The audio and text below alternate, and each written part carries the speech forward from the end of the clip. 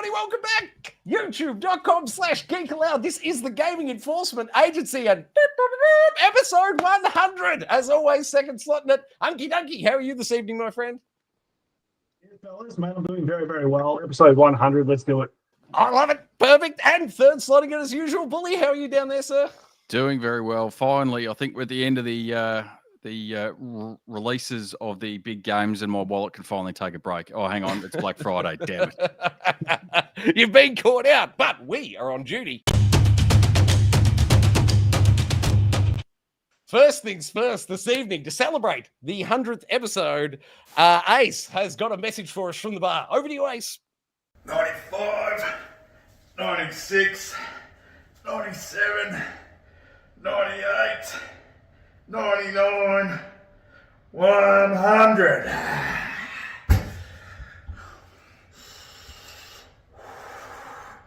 Hey boys, big congratulations on the 100th episode. So I thought I'd give you 100 reps at 100 kgs. Unky, you probably learned a few things from me, mate. Get back to the gym, but a big shout out to all you lads there. Thank you for always having me on. It's been great to celebrate you guys in your 100th episode. Keep on plugging on, and Ace will always be there. Nice flex there, Ace. Thank you very much for the message. Oh, Unky, the challenge is on.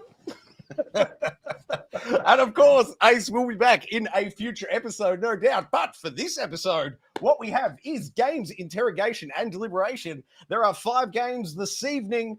After that, Bully, can you kick in some newsroom doors, mate? And if so, how many? We certainly can kick them in. We have got 4 for today. Excellent work. And then followed by that is Most Wanted, the Most Wanted game coming out this week. And all evening, Bully, sir, if I can charge you to run through that their YouTube chat with the fine people. And if we miss any comments at all, we'll wrap them up before we get out of here for the show. But without any further ado, let's get into games, interrogation, and deliberation. First up this evening, it is Horizon Zero Dawn Remastered. Bully will lead investigate, but I'll save him one sentence and say I paid $13.50 for the upgrade. Over to you, Bully. As did I. I think I played through it. I don't think I platinumed the original, but certainly finished it. It was one of those games that I had, it wasn't on my radar at all, had absolutely no interest. I saw the cheap upgrade and thought, oh, we'll see how it goes on the PS5 Pro. It might be a good showcase for it. Visually, it looks stunning. I'm not quite sure if this one or Forbidden West looks better, but I haven't jumped back into Forbidden West on the Pro. But certainly the lighting effects in the remastered version of it look amazing. You've got the sunset that glistens off the water as you're swimming through it. It looks absolutely fantastic. Still a fantastic game. Plays really well. I've finished it yesterday, I think, and platinum. Oh. Got the Platinum finished it already. it? Yeah, Platinum finished it already. How many hours? About 25, I think. Oh, that's easy. That's not bad. 25 for the plat. That doesn't include the Frozen Wilds DLC, which has got its own separate trophy list outside of the main game and outside of the Platinum. And there's a New Game Plus trophy as well that you have to do it on the hardest difficulty level. I will not be touching that. No, hard pass. But I really enjoyed my time with it. Obviously, I wouldn't have gone through and platinum, but if I didn't, it was fantastic to get back in the world. I really love both the Horizon games. I reckon they're fantastic. They play well.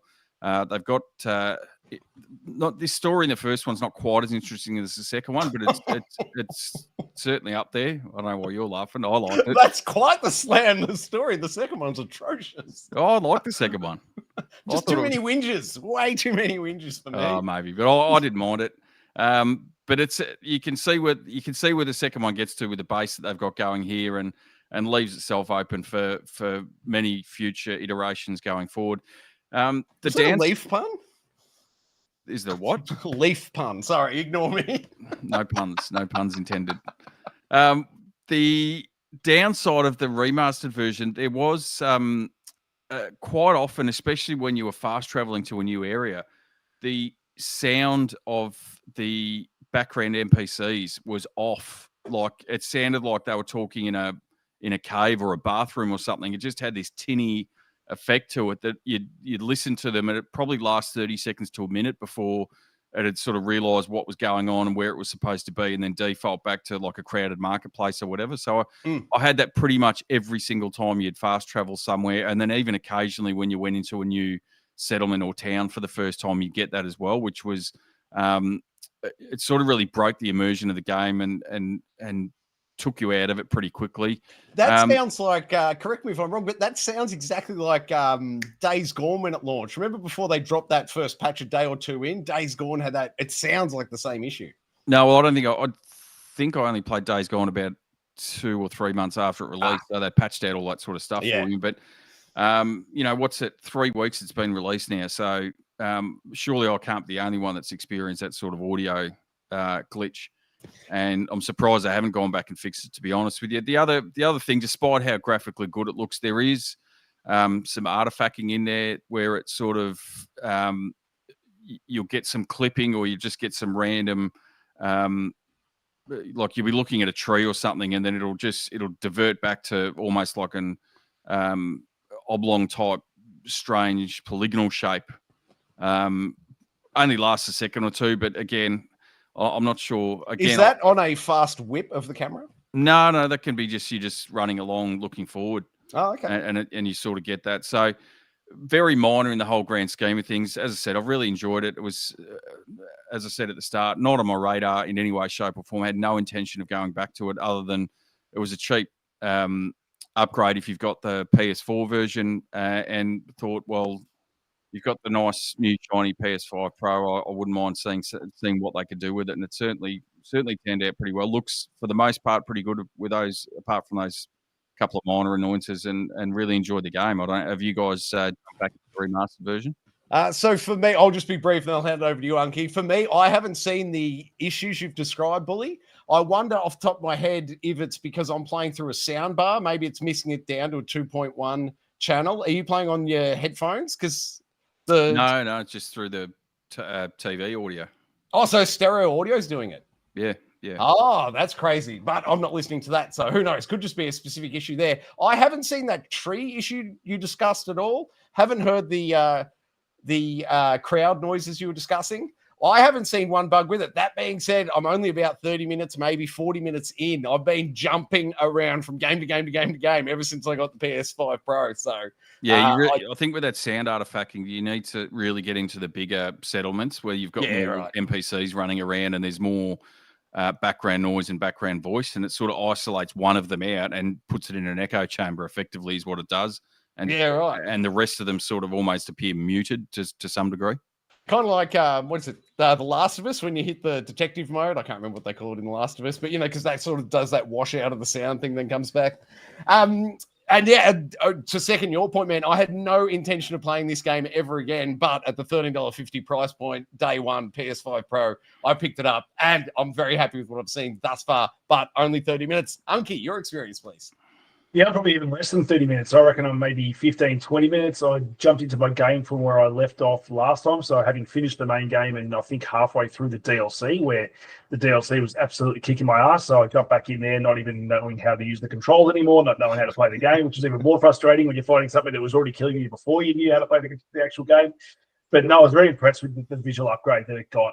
As most people would say, like, why do we need this? Why are they doing this? And obviously, Sony thinks they're onto something with Horizon. They got the TV show. They're bringing out Lego versions of their games. I'm like, it's a weird sort of, thing to line at the moment, considering, I wouldn't consider Horizon their biggest franchise by any margin. So it's weird that we're getting all these extra, things of this. I get The Last of Us, get Uncharted becoming a movie, but, leaning on this, franchise for all this stuff. I don't know that it's got that following to warrant all these things, but I mean, they obviously believe in it and they obviously keep, ram it down our throats. And I know this upgrade's probably there because, people are going to get the PS5 Pro and the TV show's apparently there. So when, that people fall in love with the TV show, they have, the newest version of these games to fall back onto. So no, I was a fan of this game originally. It took me a while to finish it. It was one of the ones I put away for a while right towards the end. I think because it came out the same week or same day as Zelda Breath of the Wild. So played this for a bit and then put it aside, played Breath of the Wild, eventually came back to it and finished it. But no, definitely worth the upgrade. And I can see why. And the reason I jumped back into it is because I saw Bully jumping on it. So I'm like, it's worth that $13, $15 upgrade just to see it in shiny new colors and hopefully sounds when it gets fixed. Yeah, final point from me. If you've got a PS5 Pro, I say it's worth the $13. But if you've just still got a PS5 base, I wouldn't even waste that $13 on it. Just for me, I've finished it before. I didn't think it was worth playing again. I will get back to it though. Unky, any sort of final points or final score for it, mate? I can't really give it a false score. I mean, the game was good back when it came out. Probably give it an 8.5-ish around then. But it's Bully's turn. Given the fact that he's platinumed this game, marking 100% of his game, I'm going to ask Bully right now in the spirit of episode 100. Bully, you've platinumed a lot of games this year. Someone might say you've platinumed over 100 games this year. I don't know what the number is. But, Bully, which one of those is your favourite one that you've 100% of this year? The favourite one, and the one I had the most fun with, was Astrobot, I reckon. That was... I think we spoke about it at the time. It was just that nostalgic fun that took you back to being, a teenager playing 3D platformers for the first time.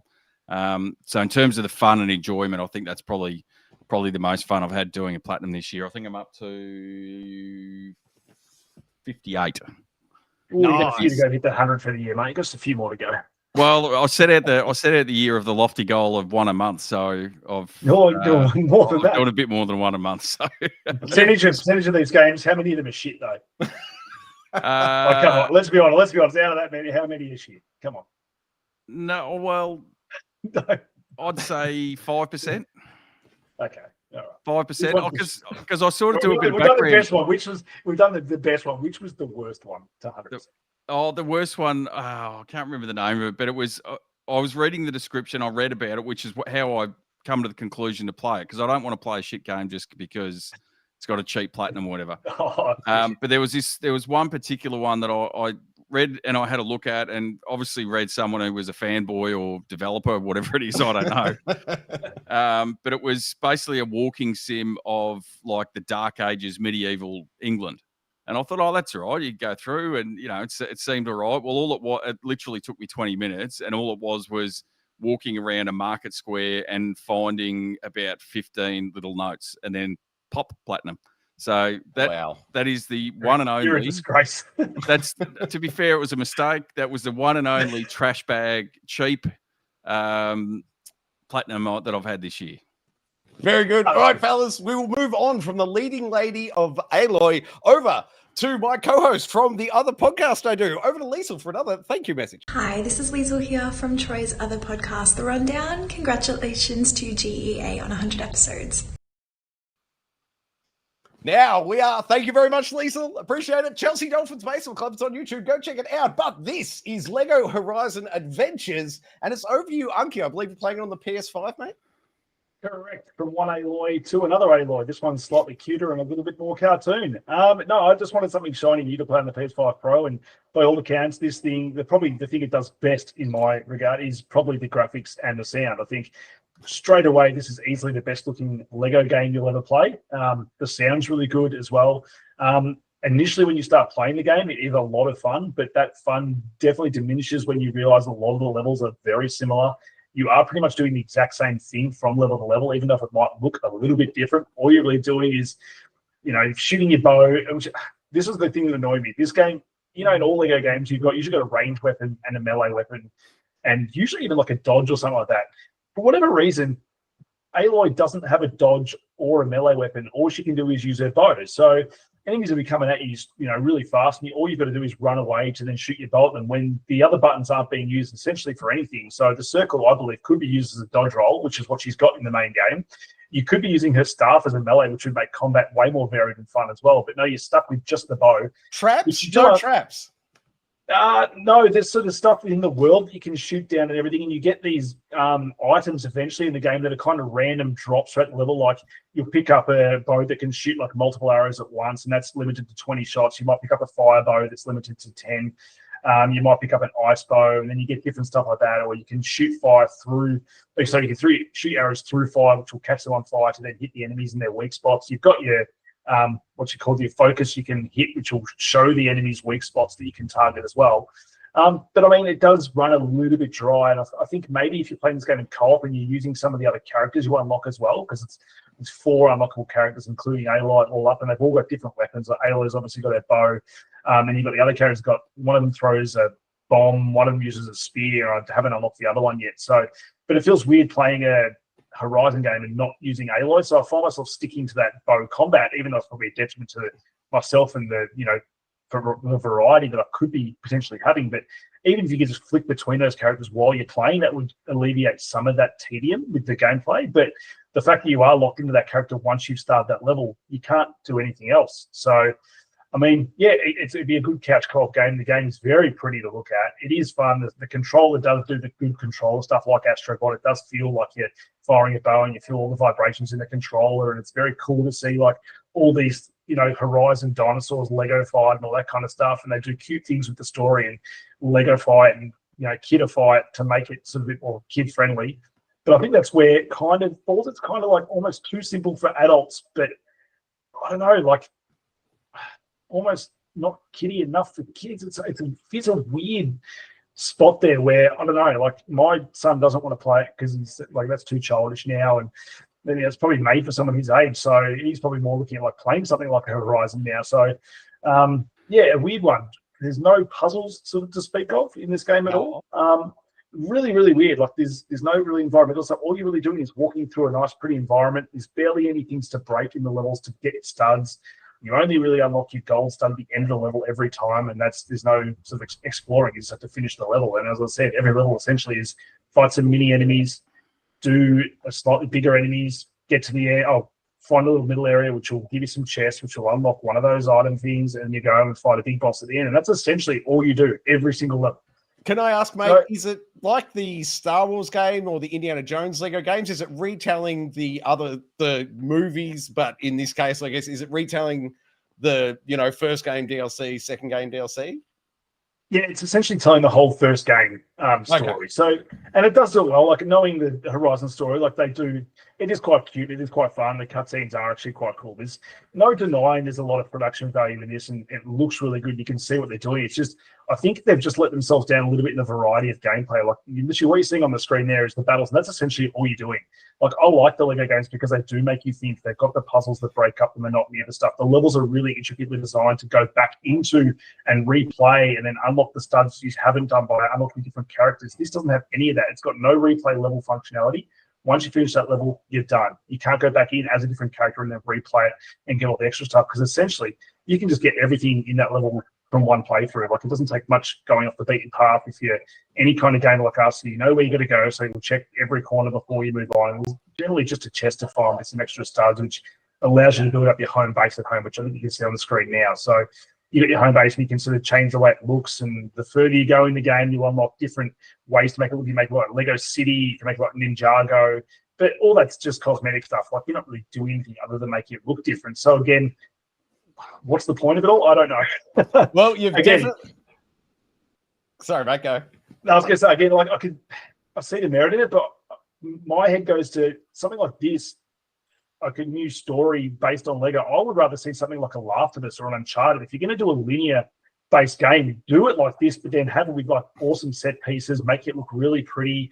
Don't base it on a game that's an open world adventure game where you can do all these cool things. If you can fight this thing as the Last of Us game, make it co-op, because you can be playing as Joel and Ellie or whatever two characters are always together in that game, unlocking different abilities, going through all that stuff in Last of Us. I think that would be an amazing game. If they actually leaned into Last of Us Lego, I think that could do really well, especially given how well the TV show's done. But to go with Horizon, a lesser known Sony franchise, just seems like a really, really weird choice.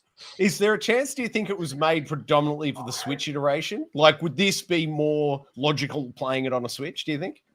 I think so. I think it does. It does have that handheld feel. And it almost kind of feels like, you know how you would get like PlayStation games, Xbox games, and then they'd bring out the DS version of the game. Yeah. It was kind of like a little bit less than. Yeah, that's kind of like what this feels like. It feels like there's a better version of this somewhere, and this is like the dumbed down version of it. So that's kind of where I'm at with it. Again, it's fun to play. Like it's you can turn your brain off. You don't really have to think too much. You very rarely die when you know what you're doing. But yeah, it's just a wheel. I don't know why it was made, but yeah, I can see the kids on the Switch, because that's probably more the age it's aimed at, and they might get help with their parents when they're playing. You know, it is good to have couch co-op where it's not split screen either, so you are on the same screen at all times. So that is a bit of fun. You've convinced me not to touch it until it's in Game Pass or what have you. Bully, your thoughts, if any?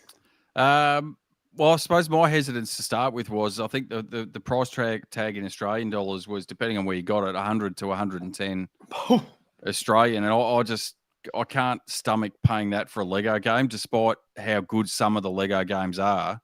They're generally more along the 60 to 70 sort of price tag. It's funny though, because I was reading something the other day, and it's just a small sample size. It'd be interesting to see, as you said, how well it does on the Switch and the PS5. But the sales on Steam was showing that it had a lower purchase count than Concord did. So, oh dear, I'm not saying that's the be all and end all, because, as you said, Unky, it's a PlayStation IP, so you'd think that there'd be probably more interest in it there, and the fact that it's going over to the Switch. My only thing with that is, though, I don't. If you're sort of aiming it at that more casual market or the younger market with the Switch, it's not. Correct me if I'm wrong with you guys and your kids, but this isn't really a game that any of my kids have ever shown any interest in. It's just none. It's a more the themes in it aren't necessarily more mature, but it's got quite a the story is sort of quite involved once you get into it. I know they would have done it down for Lego, but the fact that you wouldn't really have that natural interest like you would with, say, Star Wars or the DC or Batman and all that sort of stuff. I think that's where it's sort of letting itself down. And it's funny, the first two games we've spoken about tonight, Horizon games, that coming out within 2 weeks, I think, of each other. I just think the release on both of those is bizarre. They must have been anticipating mainstream, film TV to be launching at this date that got pushed, surely. Well, I don't think, as is to my understanding, they're only in pre-production on the TV show, so that could be 12, 18 months, 2 years away. So again, I would have thought if you're going to do the remastered version of the original game, hold that until the show's about to come out in that sort of period of time. Okay, throw Lego Horizon out now, but hold the other one, even if it's even if you're holding it for 12 months or whatever. I just find the whole release window schedule bizarre when you're dumping both of these games right into the height of the biggest release window of the year, right in the thick of the Call of Duty, which is always a massive seller, and you're throwing two games with limited appeal in their IP. It's a strange decision to me, but I'm the same as you, Troy. I don't think I'll be looking at it until it's a lot cheaper than the $100 odd that it's going for now, especially after Unky's just panned it. Because one of the fun things about the Lego games is, okay, you go through, you play the level, and then you come back with the different characters. You can explore it and work out how do I get that gold piece, or how do I get that Lego piece? And without any of that, it loses a lot of its appeal for mine. Yeah, 100%. Unky, you don't have the what's it called? The Portal, PlayStation Portal, do you? It would be interesting to see it going handheld mode.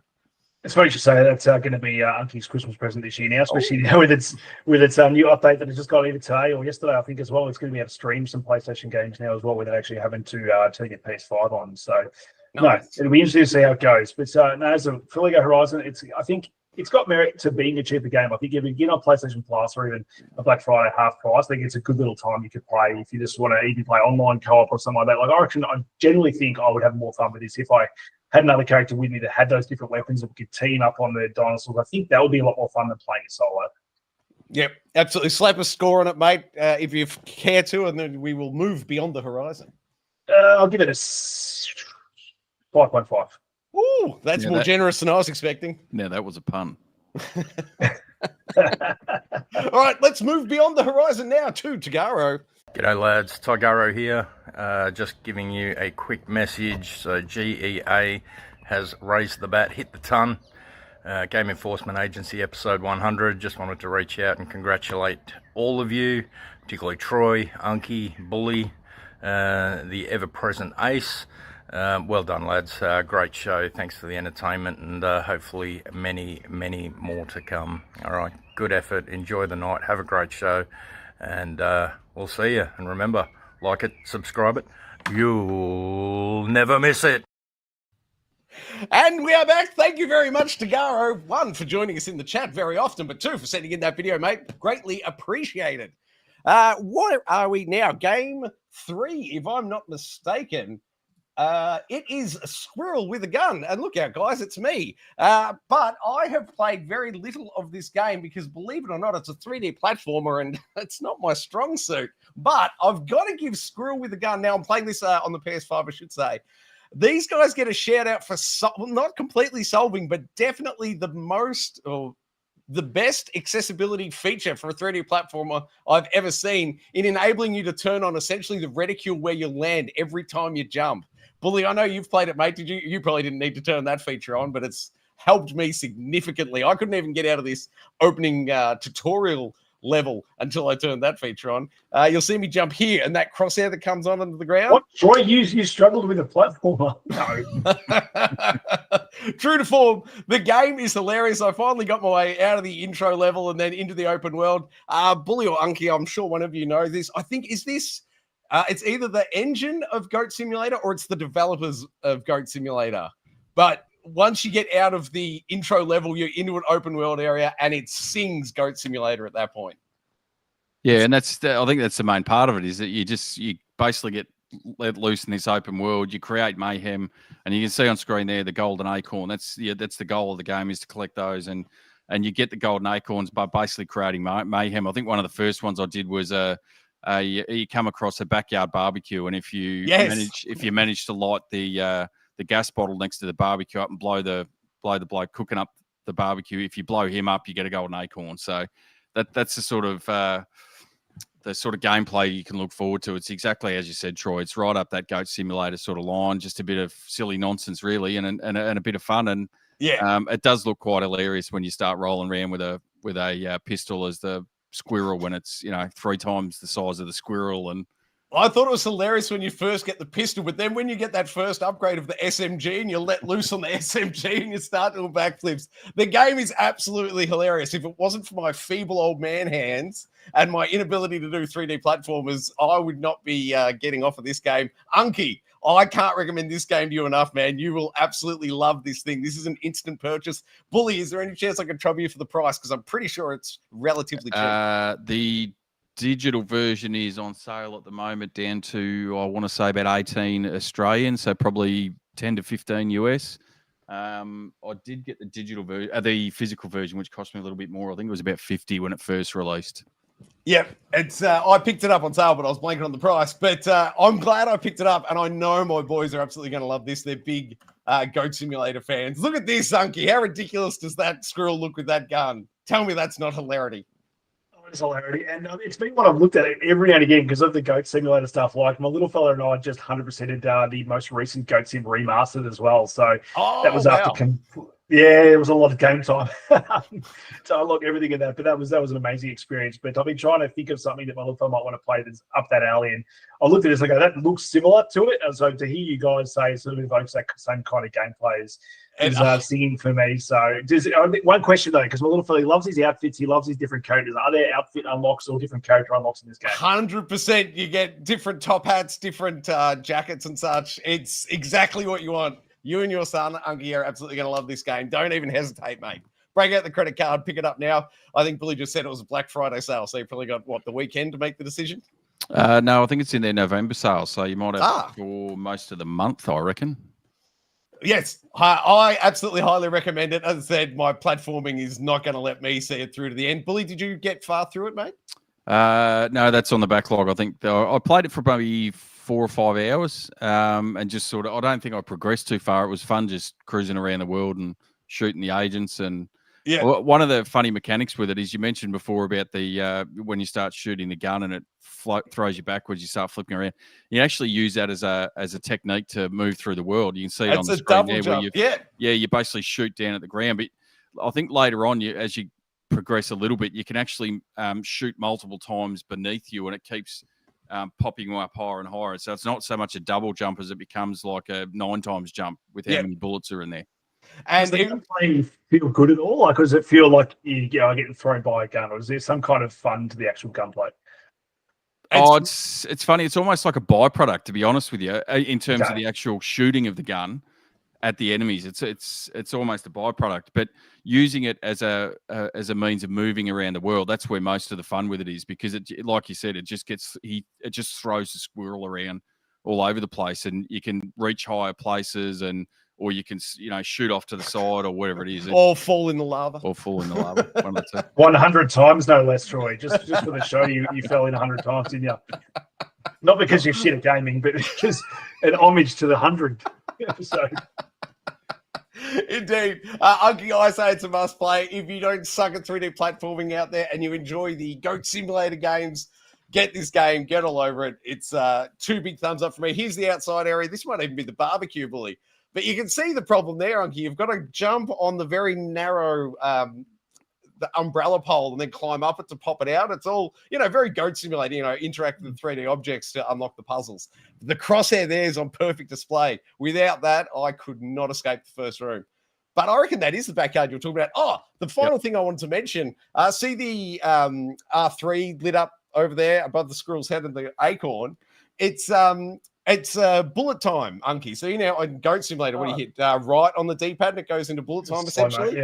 Yeah, it's R3 in this. So when you're having trouble like me with the platforming, you can slow down time and then really take your time to get it right. So there is good accessibility features in there to compensate for my poor gameplay. But that'll do it. Is it open world or like what? World? Yeah.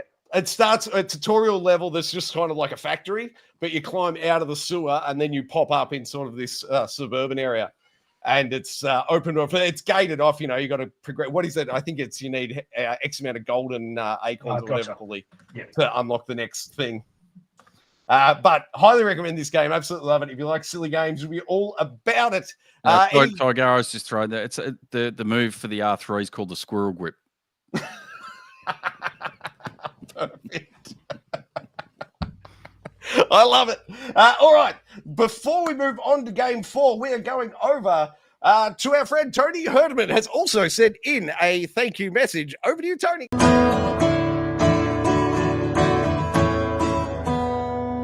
Hey everybody, Tony Herdman here from Dayton, Ohio, USA. Just wanted to give a big shout out to my friends at G.E.A. 100 episodes. What an accomplishment. If you guys would like to hear more music from me, check it out on Spotify, Amazon Music, or Apple Music under Tony Herdman. And I've got a lot of music loaded up there. I appreciate you guys. Congratulations again, 100 episodes. Unky Dunky, lead investigate, please. Assassin's Creed Syndicate on the PS5. And why are we looking at it today, mate? Because it got a recent 60 frames per second update on the PlayStation 5 and Xbox Series X and S consoles. I think no one expected this one to come at all because the game's now been out for, 12 years or something? 2015 it came out.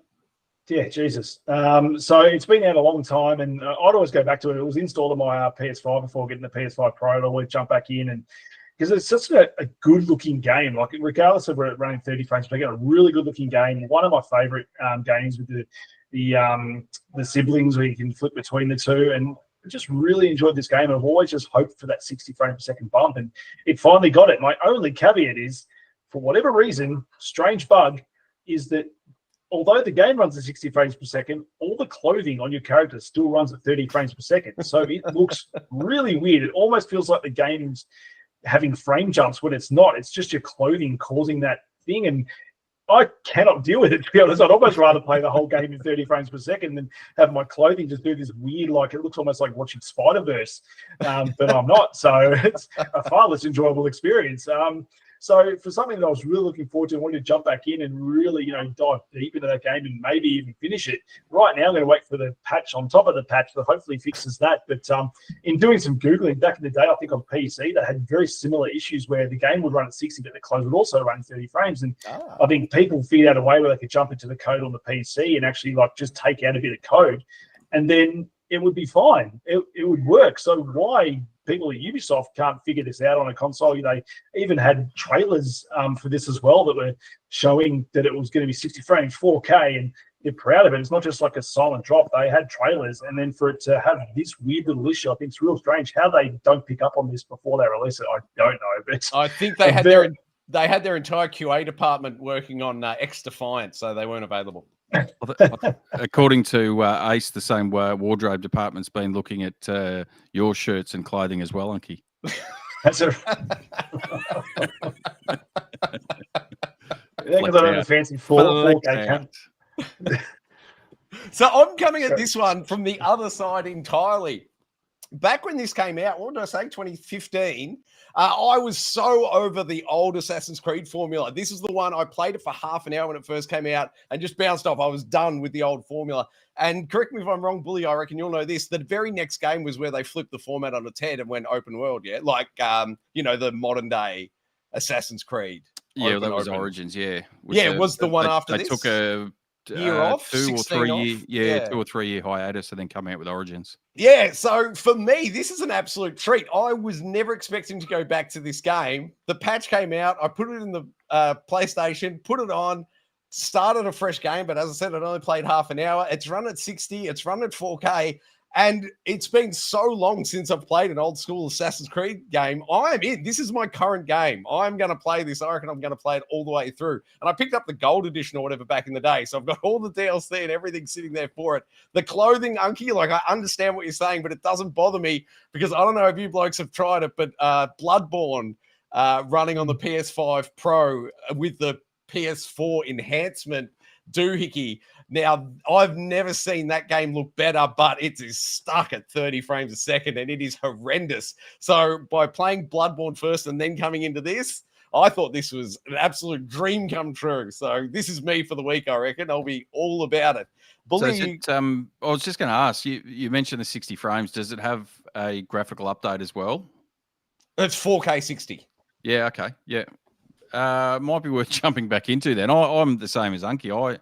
I really enjoyed this one. And I know, as you said, Troy, there was a lot of people that were getting fatigued with the Assassin's Creed formula by this stage. I still really enjoyed it. And the two characters, I think it's Jacob and Evie, wasn't it? Evie, yeah, Fry. I really liked them and that to me was as much of a differentiation as what was needed in the gameplay is having the brother and sister act. You do certain missions with one and others with the other. And it's sort of, for me, that sort of broke it up a bit and just added to the story.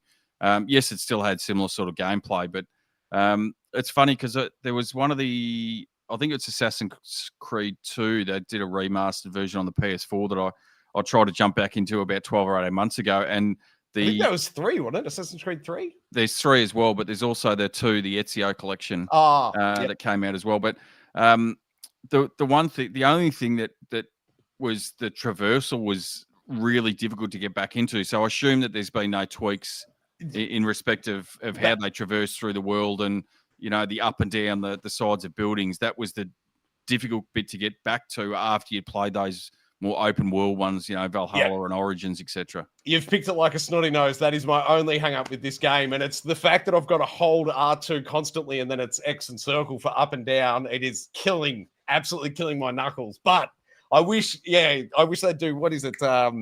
The Resident Evil franchise. You know how they offer the old tank controls, but then you can have the modern controls. If they just slipped in modern controls to this, I'd be laughing all the way to the bank. But for me, 2 big thumbs up. If you picked it up in the past, 9 years, I say fire it back up and give a look. This patch is definitely worth the, I want to say, 43.75 gig download. Download well spent. Any final points from you fellas, or shall we move along? Yeah, move along. Moving along, little doggy, the 4th shout-out message, and this one's from viewer Sean Games. Thank you very much, sir. Here's his message. Hi, Sean Games here, and congratulations to the Gaming Enforcement Agency on 100 episodes. All right. Hi. I've hit the wrong thing. I'm hitting wrong buttons everywhere. This is me. This is Black Ops 6 Call of Duty. Obviously, Season 1 just dropped, so I spent a large portion of the weekend playing multiplayer, as you can see on the screen now, with the Battle Pass. Absolutely loving it. Nuketown's back in there now. Who doesn't love Nuketown? Fantastic game. Probably the one you get the most frag kills on, would you reckon, Bully?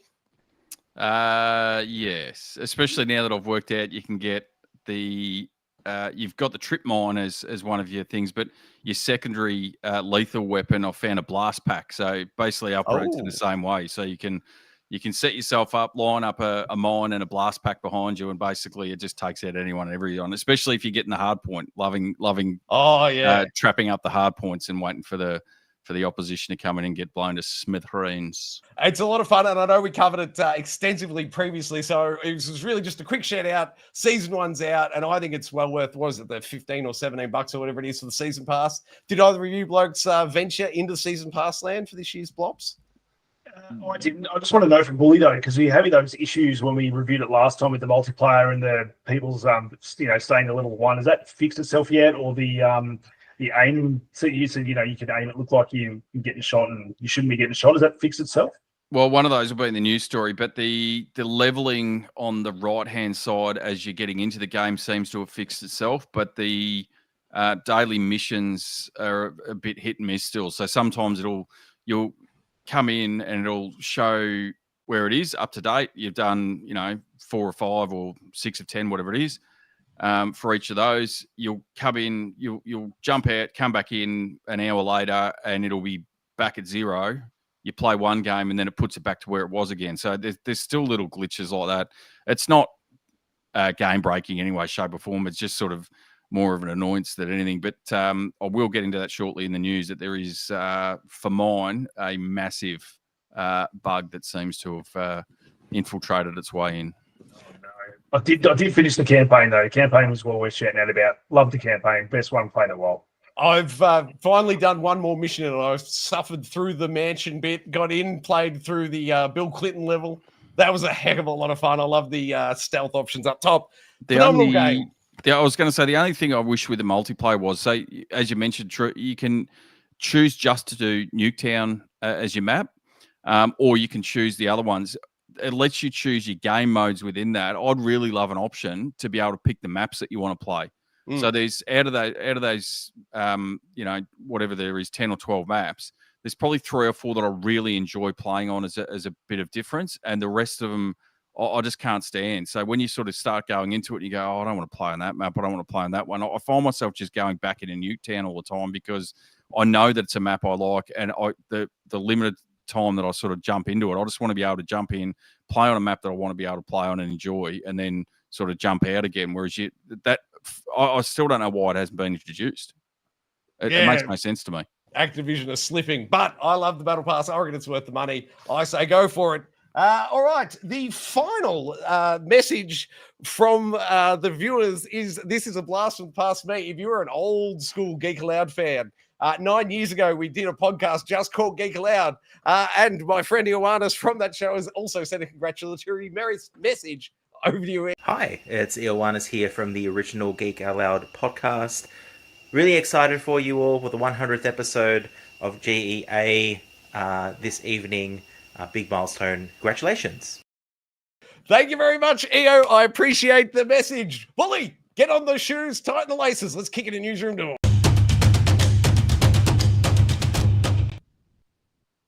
I have people to kick the door in for me. I don't know why. I don't know why I'm getting me boots out. News story number 1. So news that dropped in the last 24 hours. To much chagrin for any non-Sony users, that they may be looking, or they've certainly sent a letter of intent to purchase to, and I'll butcher this, but Kadokawa, which is a Japanese film that has anime, TV, gaming, and film ventures. The most major and prolific in relation to Sony is that they are the developers or the owners of FromSoft. So, Elden Ring, you mentioned before, Bloodborne, and obviously the Dark Souls franchises. So currently you can play those pretty much everywhere barring Bloodborne. It'd be interesting to see how that goes going forward if Sony does acquire the parent company and what that looks like going forward. As an interesting side note, though, Sony actually, as is to my understanding, currently own Crunchyroll, which is it's like Netflix for anime. And this parent company also has a significant interest in anime as well. So not only are they sort of trying to edge into the gaming world, but they're also almost getting to an almost monopolistic situation in terms of anime and their ability to get that out into the world, especially in the Western audience with Crunchyroll. So I don't know what your guys' thoughts are, whether it sort of makes any difference or whether we should be concerned that they'll just, pull it over to Sony or, any thoughts there? I don't think that. Sorry, mate, go. Oh, because I don't think they will sell. I mean, Sony already owns 14% of FromSoft as it is. And I mean, they haven't really done much with it. I mean, the only exclusive they've really had is Bloodborne, and everyone's screaming for that 60 frame per second version or a remake, remaster. That's money in the bank, and they're not doing anything with it. So I don't know if, FromSoft has all that faith that Sony's going to use their property that well, where they can already sell X amount of copies on PlayStation and on Xbox and on PC. Like Elden Ring being exclusive to PlayStation kind of just hamstrings into that format. So I don't see why they want to do it. They have to be offered a shit ton of money from Sony to be bought out to, lose that, soul, or to lose their, ability to go elsewhere. So I don't know whether it'd be worth it for FromSoft, unless they to get a massive packet. And Sony does do their thing where they release the game on, console here, and then a year later you get it on PC like they're doing with their exclusives now. But I mean, I don't think you need to. I mean, Sony, they can release FromSoft games now, and people can consider them, essentially exclusive. If they did Bloodborne and it was, tied to Xbox, PlayStation, PC, whatever, I think most people would almost see that as a PlayStation exclusive, kind of the way Final Fantasy works, where Final Fantasy, Rebirth and whatever remake, they aren't exclusive to PlayStation, but they, would almost seem like first-party PlayStation games. So I just don't see what they would get out of selling to PlayStation, that's all. I hope they look at the Bungie acquisition and steer well clear of it. I don't want these two parties to cross paths at all. I think the way it's set up at the minute is fine. I don't think Xbox is really going to be a serious contender in, 3, 4, 5 years, however long it takes for the PS7 and whatever Xbox's next box would be. However, Troy, don't you realize everything's an Xbox now, right? So see this hard drive, that's an Xbox now. The PlayStation 7 Xbox. My point was going to be Xbox. That's an Xbox. Everything's an Xbox. Light switch behind you, also an Xbox. Isn't that the Microsoft Glass they were talking about 10 years ago? Everything's an Xbox, mate. I don't even know what this thing is, but that is an Xbox now. You can play games on it. Your T-shirt and Xbox. That's an Xbox. That's an Xbox. The two controllers running. Two thumbsticks. If somehow the tide changed and Xbox were on a return stretch though for the launch of the next console, if Sony were able to tie up FromSoft and Elden Ring 2 became an exclusive launch title for the PS7, I think that would be a huge differentiator for that next generation should it line up with when it all starts. But honestly, I hope it doesn't happen. Let FromSoft be FromSoft. Let them be free. Well, it's funny, though, because they did have the Dark Souls remake when the PS5 launched. And for mine, that was a really big showcase of the graphical power of the PS5 in that first, initial period that, probably the limited amount of games that were released. But I was all over that when it first came out just because of how fantastic it looks. So, yeah. And also looks great on the PS5 Pro. I went back and fired it up. Oh, I haven't jumped to that one yet. But again, so having something like that, even a remake of an older title would certainly be a big selling point for the next console. Yeah. Well, what you find, look at Arrowhead Studios and Helldivers, like that's owned by PlayStation, but they haven't really used the PlayStation brand to bolster that game like I think they could. Like, it's in Astrobot. Well, it is, but it's not in Helldivers. Like, I mean, the actual game itself, like you could do so much stuff with, places like you bring Killzone in there, and you get how many players would come back if you had Hellgas to shoot in that game, or you had PlayStation skin unlocks or anything like that. I know they want to do their own thing and have their own skins, but they are, I reckon, leaving money on the table by being linked with Sony and not having anything to do with any of those outside franchises in that game, which I think begs to have that stuff in it if you want some renewed interest. So I just don't see what Sony themselves would bring to FromSoft. Yeah, nothing. I can't imagine it working out. Let's move on, shall we? Bully, news story 2, please, sir. Go and get someone else kicking another door for you.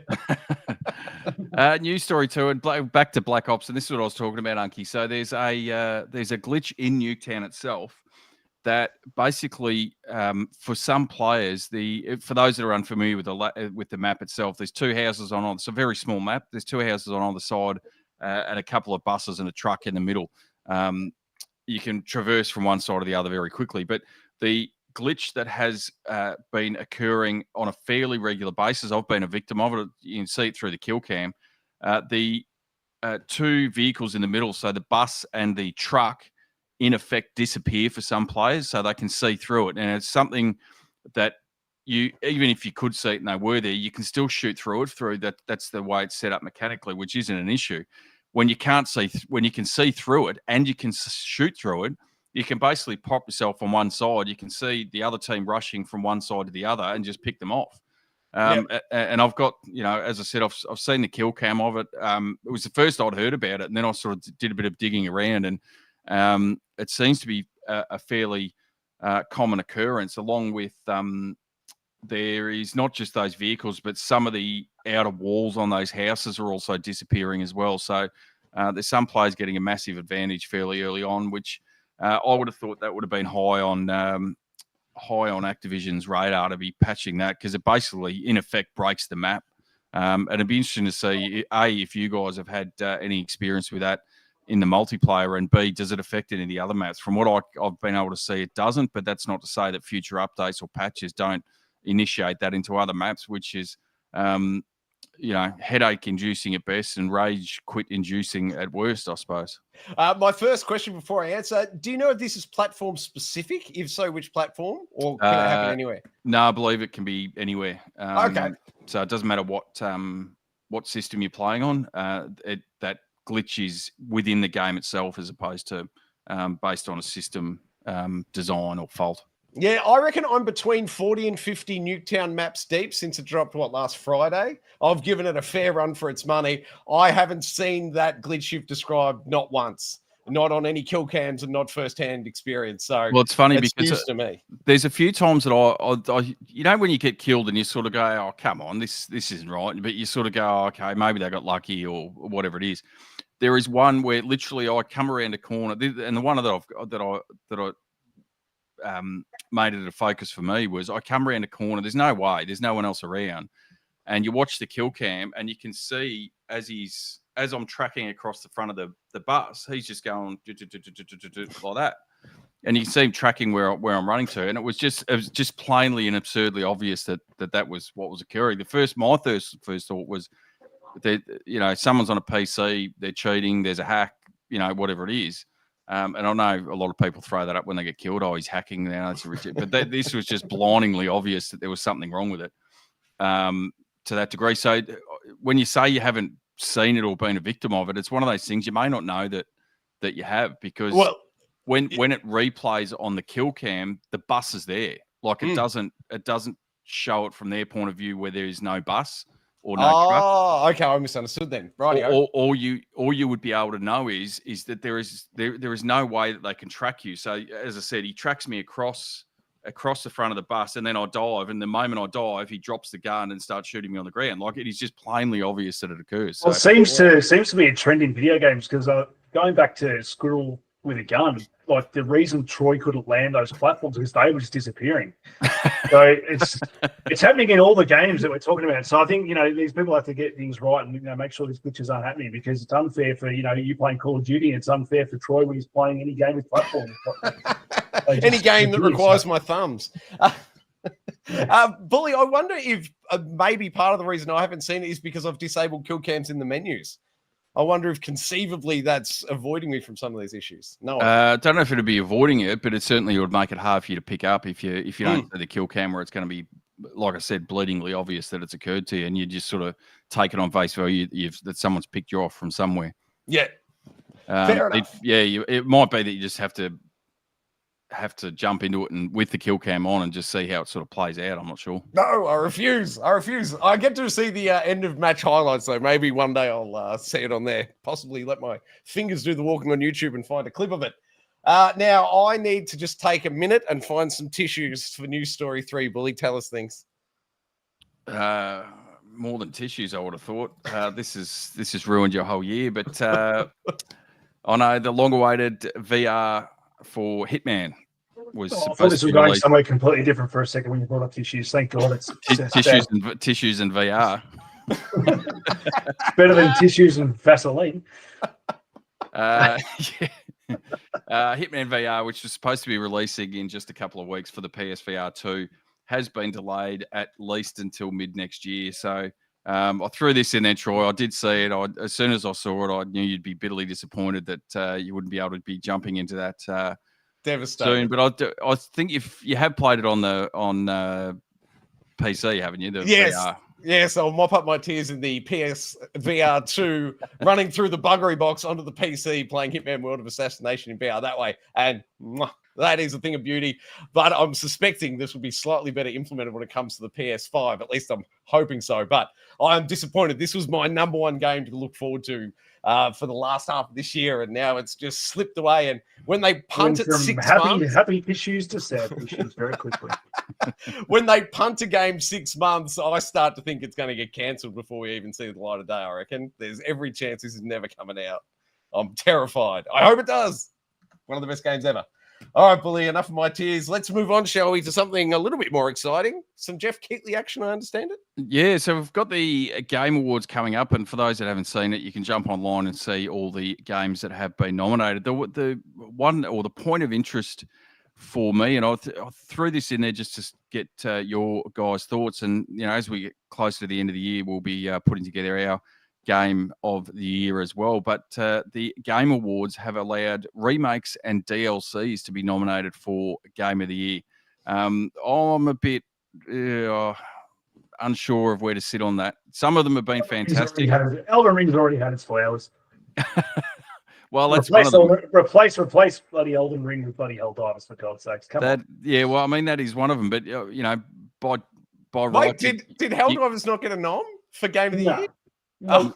But I suppose by rights, you could almost argue that Final Fantasy Rebirth is a remake of sorts. So, but that's different. No, that's different. And that's what I mean. So where do you sit with the argument, or the is that a remake? But Horizon Zero Dawn remake, is it, or isn't it? That's a coat of paint. Whereas Rebirth's a complete reimagining of the game. Like, it's not one for one. I think that's where you draw the line. I think you got remake and remaster.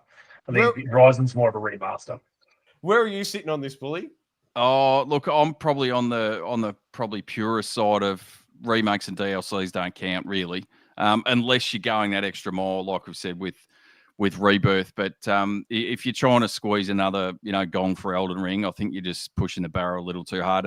And for mine, I just sort of sit here, maybe a bit, maybe I borrowed Troy's tinfoil hat at some stage, but I just sort of think, well, if you've changed the criteria for what is being allowed, what's happening behind the scenes? Is there money exchanging hands? Is there benefits exchanging hands to allow games like that? And I'm not saying that it's Elden Tree specifically, but Elden Ring, I should say, not Elden Tree. It's the Dirt Tree something. Erd Tree DLC. Shadow of the Erd Tree. And I'm not saying it's them in particular, but it makes you then start to question, well, how are games that are 2, 3, 4 years old plus, getting gongs again for Game of the Year? I'll even go as far as to say is like a similar game this year that I had way more fun with than the actual Elden Ring DLC was Dragon's Dogma 2. I thought that's a better game. I enjoyed that way more and put in like 60, 70 hours to that game and fell off Elden Ring because I just found some of the open world stuff too open and it just didn't enjoy it as much as the base game. So I know people loved it, but I don't know. I think it fell flat for me. I agree with you completely, Bully. Remakes, now I'm blanking on the phrase. The re-releases don't count. DLC shouldn't count. The only exception I'd make is if Vampire Survivors were able to pick up a nom for coming out on PlayStation this year. I'd almost let it pass. That game is gold, I tell you, gold. Unky, I'm over 100 hours into it now, mate. Hey, 100 hours. There we go. There's Troy's 100 for the day. And while we're at it, we'll go with Unky's 100. Unky has put in over 100 hours of Helldivers this year. So that should be at least in contention for Game of the Year with my 100 hours in Helldivers. Definitely. And, the underscore I would put on, yes, the Game Awards are bought and paid for. Cast your mind back to last year's. Do you remember when Stray got nominated for Game of the Year? Stray got a nom. Stray was good. Not Game of the Year good. Not Game of the Year good, mate. Come on. Oh. I won't let you rag on the cat, man. It's no Goose Game. Which actually did win a Game of the Year. at DICE Awards. Well done. Oh, No, I think the money hat is out in fine fashion on Mr. Jeff Keighley this year. All right, that brings us through, Bully. Are you ready to go hunt down the most wanted? That I am, and it's slim. I did put on the list prior to it dropping and some reviews coming out was Stalker 2, which released yesterday and straight onto Game Pass as well. Haven't had a chance to jump into it yet. I'm not sure if you guys have, but I went looking this afternoon and couldn't find it on Game Pass. I went into the Game Pass new releases, recently added section. It wasn't there. I didn't dig through the whole catalog that way, but they at least hadn't updated the, handful, 10, 20 recently added to Game Pass. It wasn't there for me. It was sitting on the upcoming list for me the other day. Let me pre-install it, so maybe it's sitting there. But a lot of the shine sort of. Sorry, I'll put in about 2.5, 3 hours today in it. Yeah. So it's not bad. Well, I was having a look at some of the Metacritic ratings, and I know that's not all the be all and end all, but it's sitting at about 74 at the moment, which is, average to middling. I would have thought. I was probably expecting a bit more out of it. And that's probably where I'm probably sitting at the moment. It does kind of have that Bethesda-y jank at the start. Like, it's not really good looking. Like games like Metro Exodus from like even a few years back now look better than this game and probably play smoother. It does sort of feel a bit older, but I mean, I sort of played that first hour and a bit and I was like a little bit, what is this? I dropped the difficulty down because I was sick of dying, and I know it's supposed to be a hard game, but even on like the easiest difficulty, it's still difficult. So I wasn't in this game to punish myself. I've got other games if I want to do that. I just wanted to have some fun and see what this game was all about. And, dying over and over again wasn't exactly fun, especially when you've got glitches in the game already at this point where I've got a monster attacking me that's literally just not even on the screen. I just be like, ugh, and like look around this. It's not there at all. So I've got this.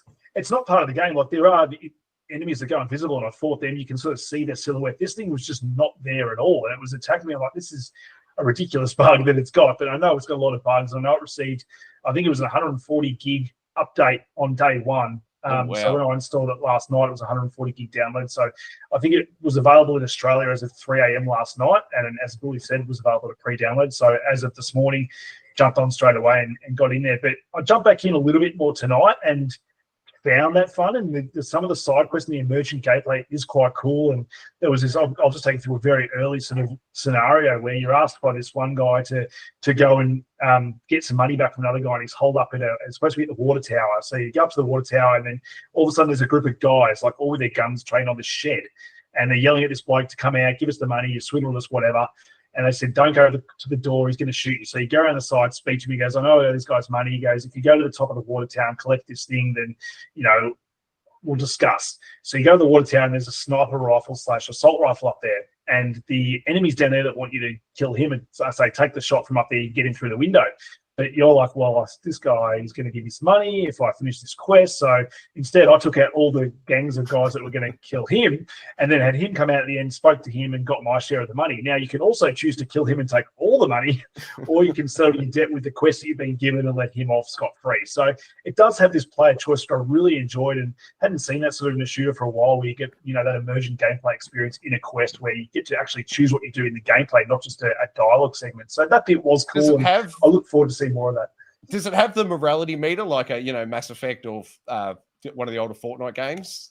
No, no morality meter, so to speak of. No, I think you can just choose, and like obviously what you do will change with how you work with different factions and stuff like that as well. So your choices will matter with certain characters, but at this stage it's probably too early to tell what the ramifications of this kind of stuff's going to be story-wise and gameplay-wise. But no, so I mean, as I said, I was initially a bit down on it, but the more I played it, sort of the more I sort of, what they were trying to do with this gameplay. And I mean, yes, it can drop frames a little bit in the big busy towns, but elsewhere it seems to be running at a pretty stable 60 frames per second. So not too bad on performance for something that's gone through development hell. Yeah, what was it? 7 years or something, I think, from the top of my mind.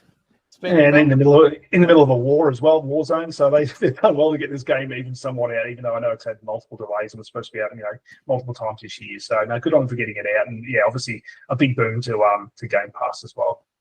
Yeah, absolutely. Was this the final big release for Game Pass for the year? You've got Indiana Jones. Oh, of course, December 9. December 9? 9. 9. Yeah, so which I'm really looking forward to. So that's, I think, the Oh, yeah. biggest release still to come for this year. So I can't wait for that. Sign me up for some more Troy Baker voice acting any day Yes. of the week. Will you be breaking out your whip and hat there, Bully, come December 9? Breaking it out. It's always out. Very good. All right. That brings us through, Bully, to audience integration, mate. What's been happening in that there YouTube chat? Is there anything we've missed out on? Well, the chat's lit up tonight. Oh, we've excellent. got Sean Games, we've got Tigaro, we've got Jess, we've got Chris Rutherford joining us from, I think he said he's in the US. I'm just trying to find out exactly where it was. I think it was West Virginia he's joining us from. So good to see him in there. Ace has jumped in the chat for a bit of a unky slag off. And one big shout out. We are having our milestone of 100 episodes. Massive shout out to Sean Games, who turned regular viewer of the show, did turn 21 last Monday. So happy birthday to Sean. Happy birthday, Sean. Great work, buddy. That'll do it for this week. Everybody, we are off. Unky Dunky, excellent 100th episode, sir. You've been with us from the beginning, sir. Top-notch effort. You didn't think you were going to get here, but here we are. That's right, mate. I'm just going to go off and play some Xbox. Yeah. And the viewers will be pleased to know you've never made us late once. All 100 episodes were my fault. Never. Bully. Bully, fantastic work, third slot this evening, sir. Holding us up beautifully, as always. Great job, mate. Thank you very much. These shoulders are getting tired. Unky, for the 100th time. What else could you do with Geek Aloud? Like and subscribe, and you'll never miss it. Oh, that was luck. Hey, that's something.